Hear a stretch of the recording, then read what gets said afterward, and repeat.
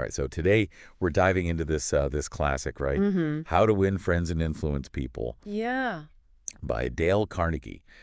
Big one. It is a big one, and I think, just about everyone who's interested in Mhm. self-improvement or just wants to, Yeah. have better relationships or get ahead has at least heard of this book. Right. So Absolutely. we're going to break down like all the key ideas today. Yeah. Make sure you walk away, you the listener, with actual advice Yeah. and not just a summary. Yeah, I think that's important. It's one thing to know the principles, Yeah, but then how do you actually use them? right. That's the real magic. That's the real challenge. Yeah. So Right. to help us do this, we have someone who I think really gets how people tick. They've not only studied communication, but have actually used Carnegie's principle Appreciate it. to navigate the real world. So Yeah, I mean, look, he's been a huge influence for me. I think just the way he breaks down human interaction, yeah, it's insightful Yeah. and timeless too. yeah, and I'm excited to dive into it with you. So part 1, fundamental techniques in handling people. Okay, let's go. All right, so Carnegie kind of throws us a curveball Right off the bat. right off the bat. Yeah. Don't criticize, condemn, or complain. Yeah. It seems kind of counterintuitive, right? It does, especially today when Yeah. everyone's got an opinion about everything. Shouldn't we be pointing out flaws to help people improve? I mean, it's tempting to think that way, but Yeah. Carnegie makes a really compelling case that criticism, Yeah. more often than not, backfires. Think about it. Yeah. Even notorious criminals, Yeah. right? Like Al Capone, Oh, well, yeah. Two-Gun Karate, guys who did some really terrible things. Yeah. Even they refused to blame themselves, Yeah. saw themselves as victims of Yeah. circumstance. Mhm. So if even hardcore criminals Yeah. are resisting criticism, imagine how everyday folks are going to react. That's a really good point. Right. So instead of listing off everything someone's doing wrong, Yeah. what does Carnegie suggest we do? Okay, so he gives us this powerful alternative. Yeah. Give honest and sincere appreciation. Now, this isn't about just showering people with empty compliments. Yeah? It's about genuinely recognizing the good in them, Yeah. right? Those actions, those qualities that really deserve recognition. And there's actually science backing this up. Studies show that when you give genuine and specific praise, Mm-hmm. it can really boost someone's motivation and performance. Yeah, it taps into our need to feel valued, Right. which is a fundamental human desire. Totally. Right. Okay, so this leads us to Carnegie's third principle Okay. in this section.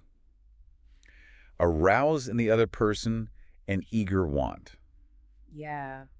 So he really believed that understanding and appealing to other people's desires This is huge. was crucial. Yeah. Instead of demanding or forcing you, find ways to align your requests with what they already want. Exactly. He tells this great story about Yeah, I love this. Stan Novak and his son Tim, Right. who was absolutely terrified of starting kindergarten. Oh, poor Tim. Right. Yeah. But instead of forcing him to go, Yeah. Stan and his wife, yeah. they made this list Okay.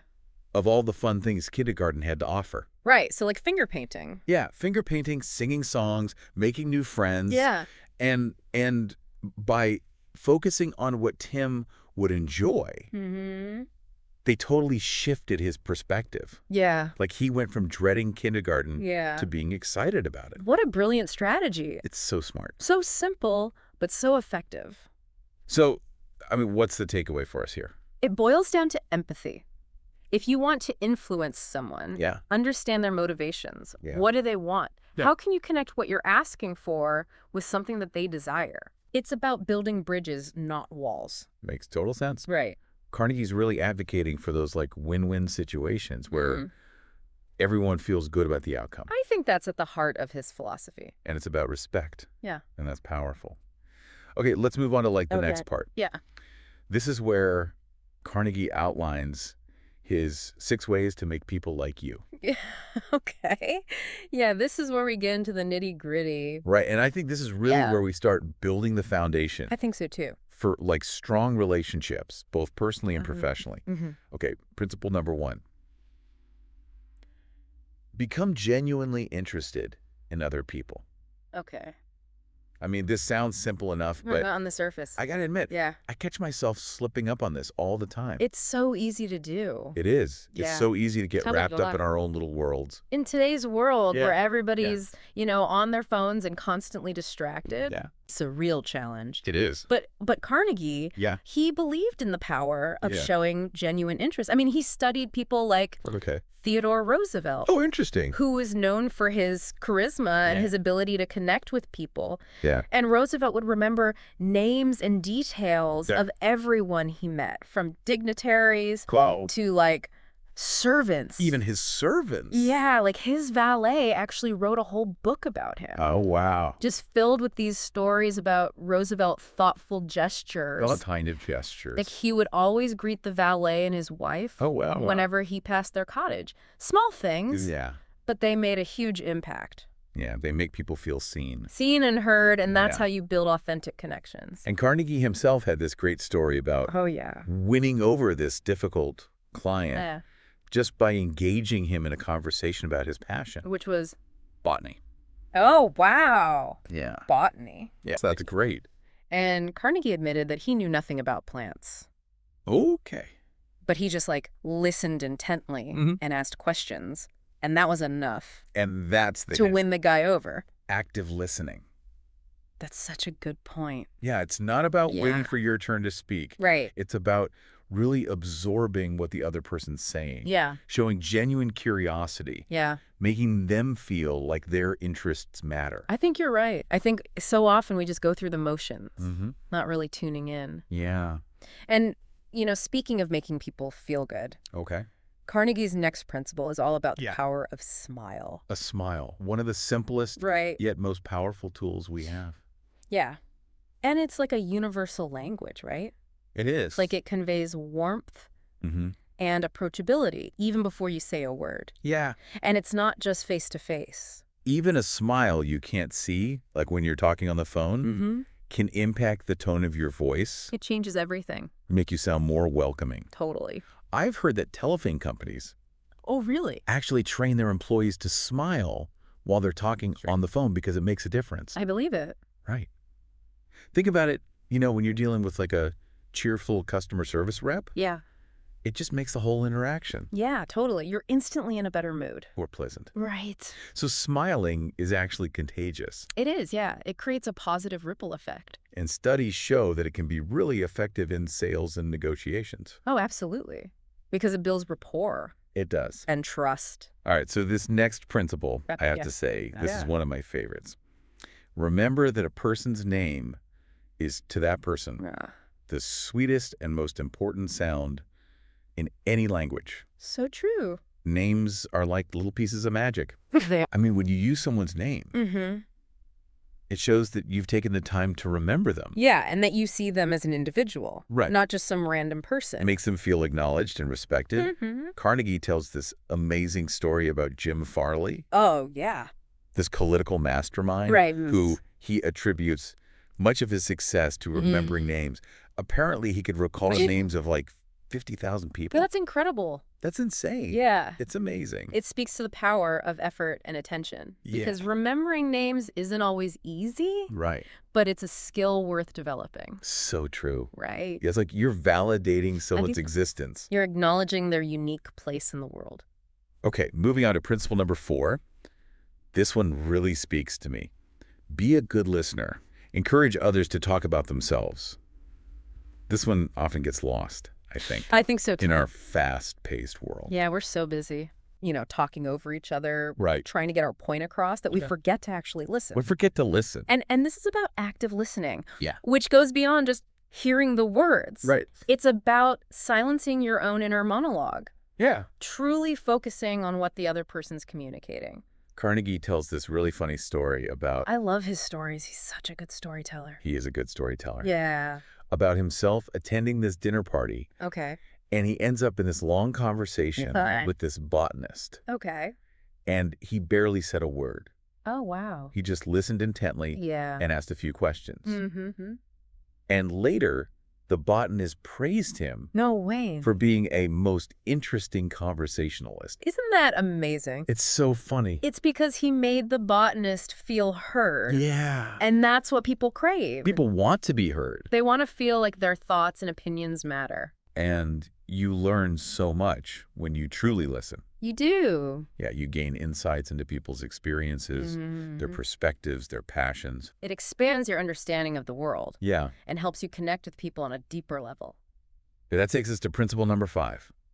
Talk in terms of the other person's interests. Oh, this is a good one. So this is about aligning our communication with what matters to them. Instead of trying to steer the conversation back to what we find interesting. Right. Right. Carnegie tells a story about... I love how he uses stories to illustrate his points. He does. It makes it so memorable. So memorable. He tells a story about spending like 4 years Wow. trying to convince this hotel manager to buy his bread. 4 years. Nothing worked. Okay. Until he discovered that the manager was Alright. obsessed with dogs. Haha. Once he started talking about dogs, Yeah. the manager was totally engaged Of course. and even placed a huge order. It's amazing how tapping into someone's interests can just open doors. It's like you're speaking their language, Mm-hmm. validating what they value. And that builds rapport and trust.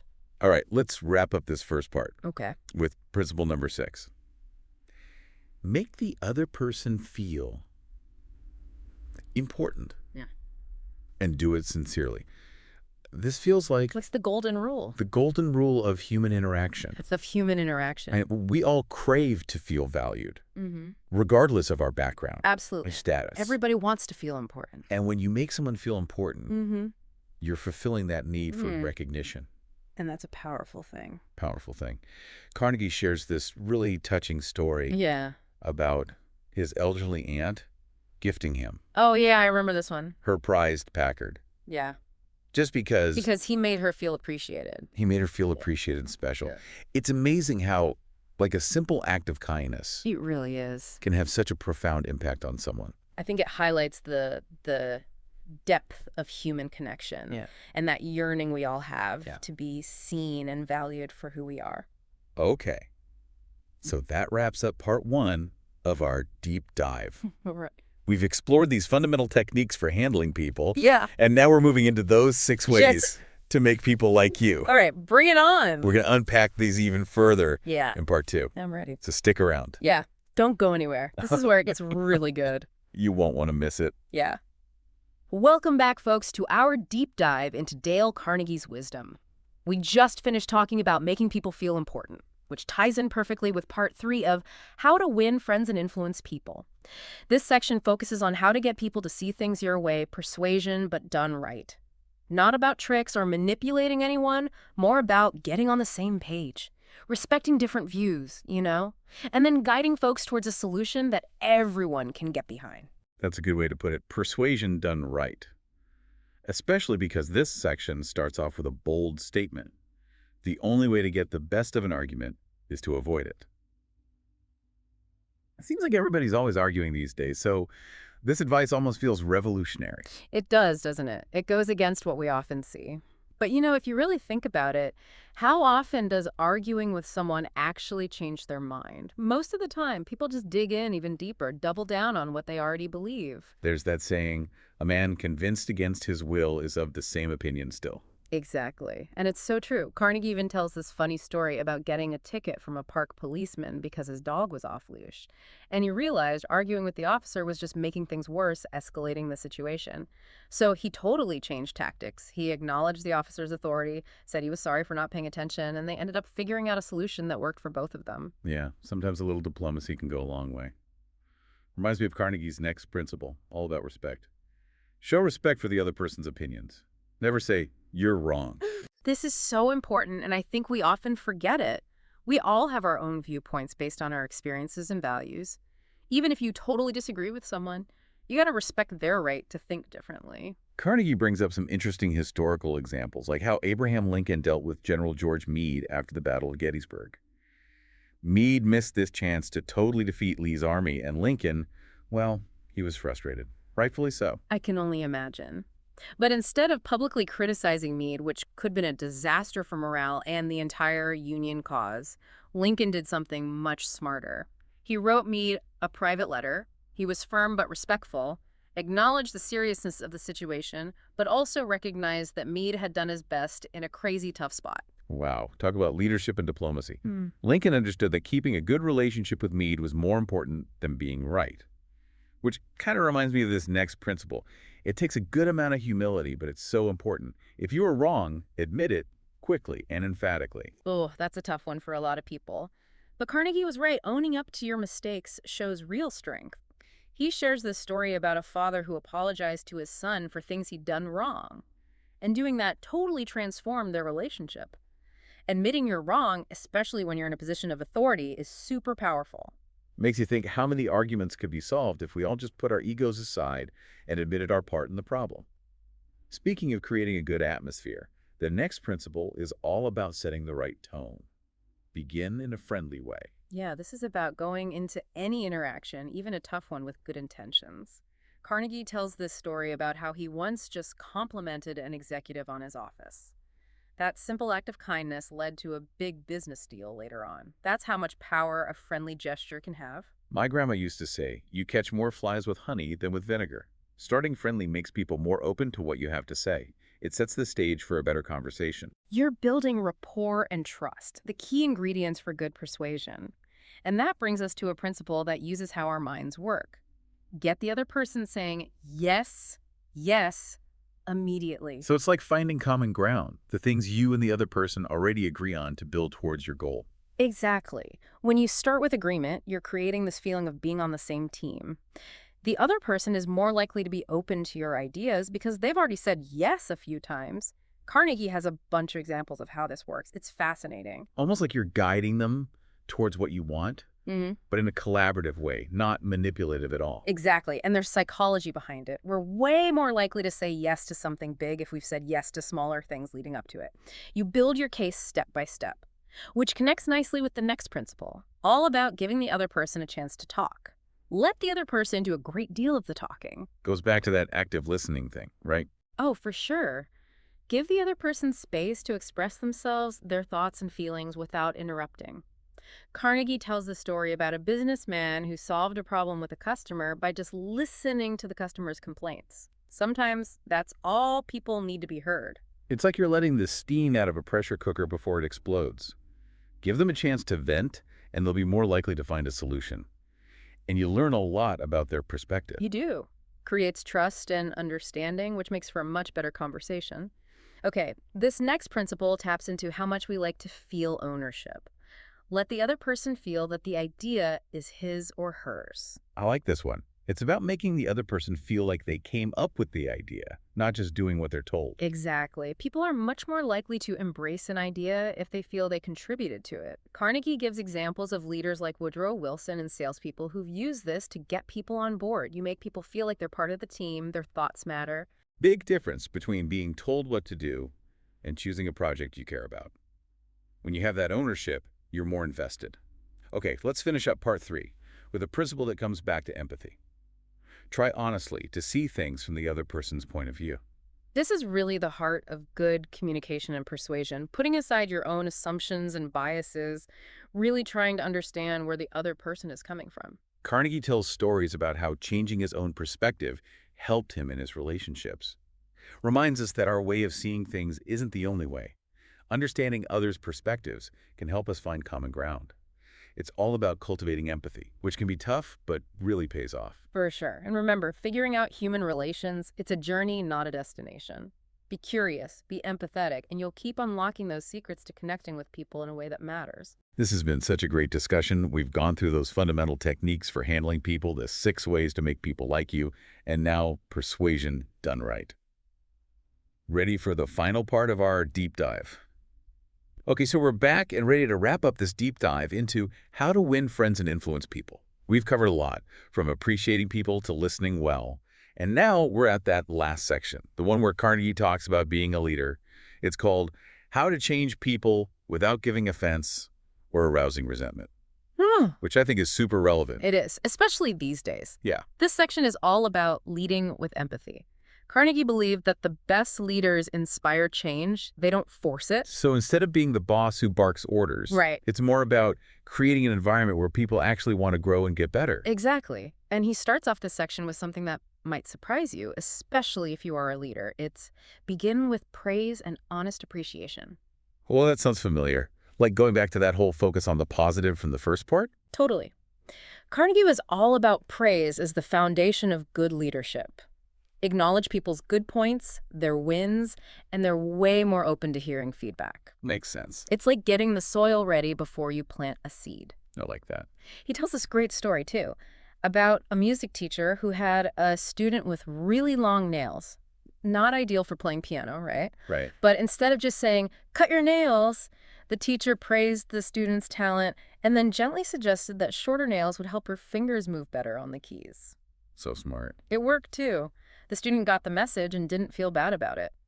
It's all about how you frame things. Make it empowering, not critical. Even changing a few words can make a big difference. Okay, so this next one seems to build on that.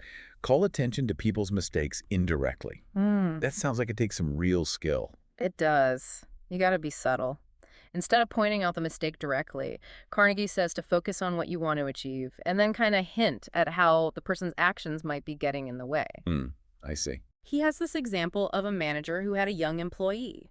She was creative, enthusiastic, but not great with details. So instead of criticizing her, the manager focused on her good points and then suggested ways she could use those strengths to do even better work. That's really clever. Right. The manager was basically saying, you have so much potential, let's unlock it, instead of, you messed up. It's like guiding someone towards the solution, not just dwelling on the problem. Exactly. Which brings us to a principle that's all about setting the example. Talk about your own mistakes before criticizing the other person. Yeah, walk the walk. Right. Right. When leaders admit they're not perfect, it creates this atmosphere where it's okay to mess up, to learn from it. Carnegie has this story, it's a good one, about catching his secretary in a lie. But instead of getting mad, he told her about a time when he'd been dishonest and how bad the consequences were. And she was so touched by that, she not only admitted to her mistake, but she learned from it. Wow, that's powerful. It shows that we're all human, we all make mistakes, and when a leader can be open about that, it creates a safe space for everyone to grow. Okay, so this next one seems to shift the focus a bit. Ask questions instead of giving direct orders. This is all about giving people ownership over their work. Instead of just telling them what to do, ask questions. It makes them think for themselves, come up with solutions. Carnegie talks about Owen D. Young, this super successful businessman. He was known for asking his employees things like, what do you think is the best way to handle this? Or how can we make this better? It's like he was tapping into their collective brain power, you know? Yeah. They felt valued, their opinions mattered. Makes sense why his companies did so well then. Yeah. All right, what's next? Let the other person save face. This one's huge, especially nowadays with all the online criticism and shaming. It's brutal out there. It is. Even when you're correcting someone, you got to do it in a way that lets them keep their dignity. Carnegie tells this story about Charles Steinmetz. Brilliant engineer, worked for General Electric, but kind of a mess, disorganized, hard to manage. So what do? Fire him. Nope. They focused on the good stuff, how brilliant his work does, and just subtly suggested ways he could be more efficient. Because they knew that calling him out publicly would just crush him. It's like remembering that everyone has feelings. Exactly. Which brings us to give the other person a fine reputation to live up to. This one sounds almost like reverse psychology. In a way it is. It's like setting the bar high and then believing in people to reach it. Carnegie has this story about a doctor, Dr. Fitzhugh. He had a housekeeper who was lazy, didn't do a good job, but instead of firing her, he told her he thought she was capable of great work and that he trusted her to do better. What? No way. And you know what? She totally stepped up, became a model employee. Wow, so it's like the power of positive thinking, but directed at someone else? Pretty much. Okay, this next one seems to go along with that. Use encouragement. Make the fault seem easy to correct. It's about focusing on progress, not perfection. Make people feel like they can get there, that it's not impossible. Carnegie tells this story about a boy who was terrible at math. But his dad, instead of yelling at him, encouraged his interest in electronics and showed him how math could be used to build cool stuff. So smart. The kid's math skills took off because he was actually interested. It's like finding a way to connect what they need to learn with what they already love. Totally. Okay, let's finish up with the last principle. Make the other person happy about doing the thing you suggest. This feels like the grand finale, tying everything together. It does, doesn't it? It's all about finding that win-win, making the other person want to do what you need them to do. Carnegie said the best way to get someone to do something is to make them happy about doing it. So it's understanding what makes them tick, what they value, and then connecting your request to that. That's it. Make them feel like part of the team, their input matters, and they'll be rewarded for their efforts. Wow, this deep dive has been amazing. We've gone through the techniques, the ways to be likable, the persuasion stuff, and now leadership. Carnegie's ideas are so relevant even today. They really are. And the best part is, you can start using them right away. Little changes in how you interact with people, like giving sincere praise, really listening, giving feedback in a good way, it all adds up. It's about treating people with respect, being empathetic, understanding where they're coming from. That's how you build strong relationships and achieve success. So what do you think? Which of these principles resonated with you? How are you going to use them in your own life? We'd love to hear from you. Thanks for joining us for this deep dive into how to win friends and influence people. Until next time.